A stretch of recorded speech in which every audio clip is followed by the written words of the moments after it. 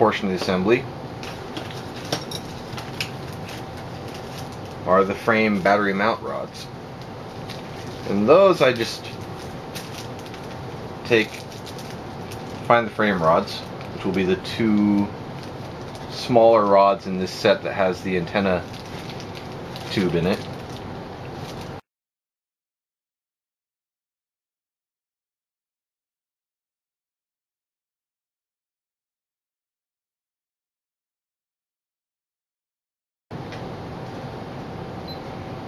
For this portion, you have these small little white lock pieces, and they actually get pressed through the slots. Sometimes they'll have a small bit of flashing on there. You can see that flash stick up right there, and that will interfere with them going through the holes easily. In that circumstance, I usually just pull out a sanding block and just rub them across the sanding block with my fingers. So in this circumstance, this one, you can see this little casting flash right there.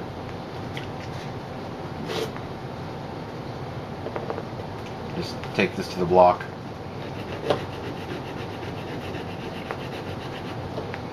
And sand it till they're gone.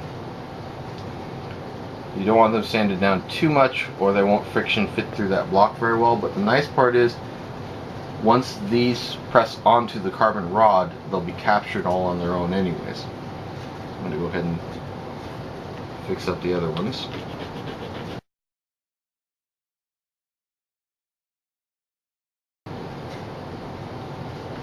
Once they're started, you should be able to press it down on the table and press them through.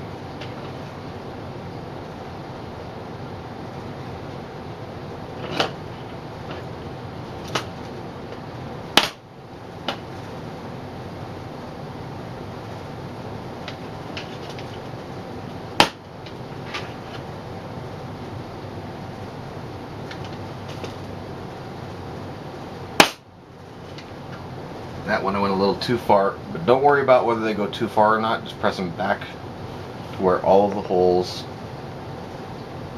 line up right on the top of the plate. Then once that's set, start by walking one onto the rod, and the next rod, sometimes reaching back here and spinning the rod will make it go in a little bit easier.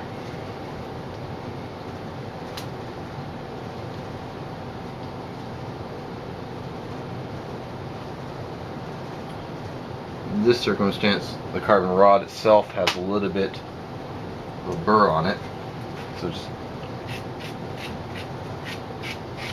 gently dress the rods so they're tapered.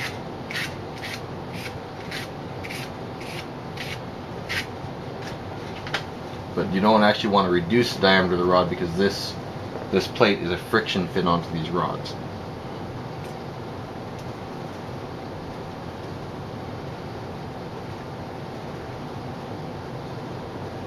Wow. Some days you got it, some days you don't. Okay. Once that's set, you can actually stand this up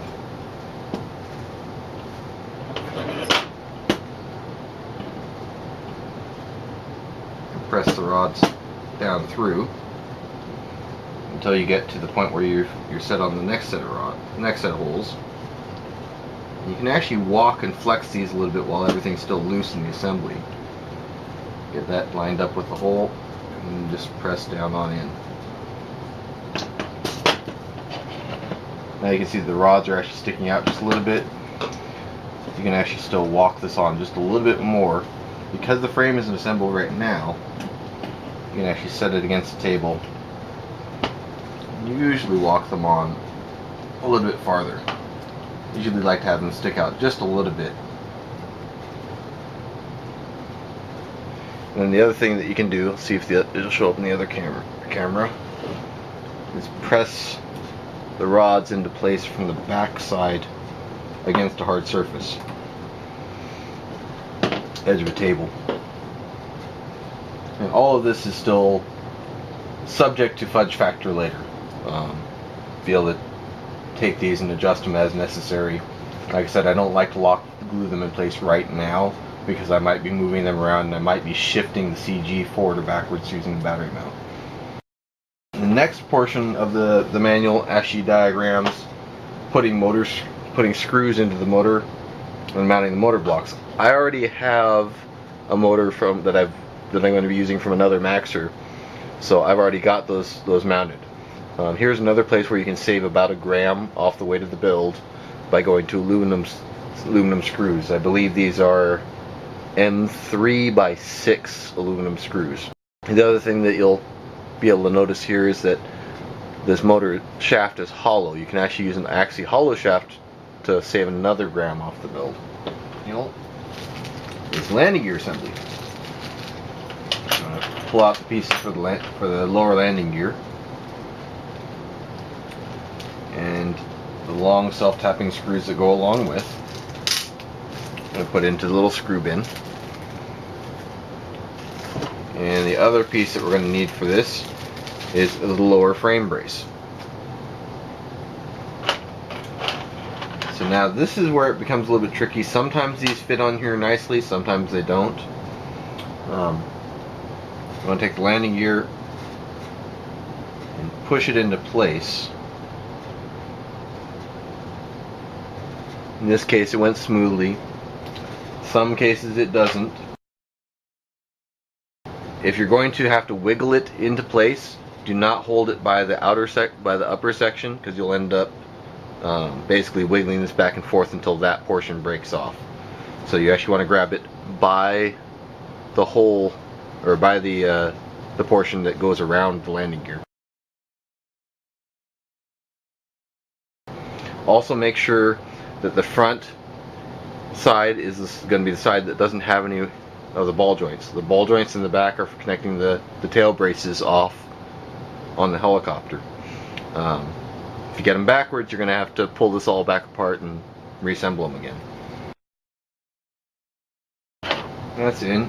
Now we want to try and get this to about the right distance apart.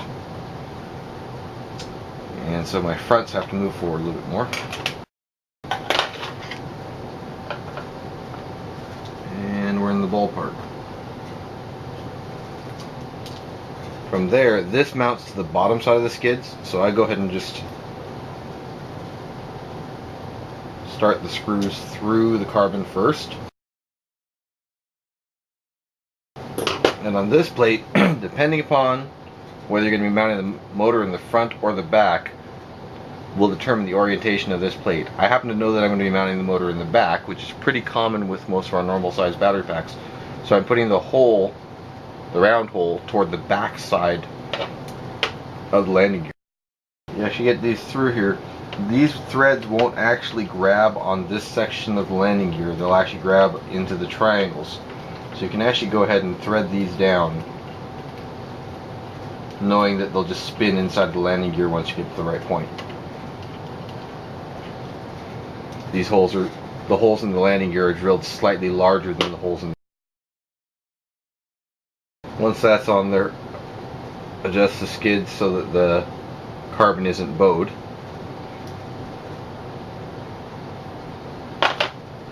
And are ready to mount to the helicopter.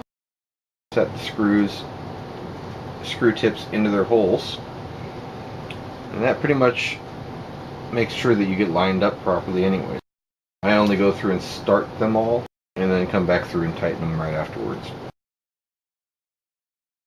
Make sure that they're brought down so that the gap is even to non-existent. Now make sure everything else stays in alignment. Okay, now we're going to look more like a helicopter.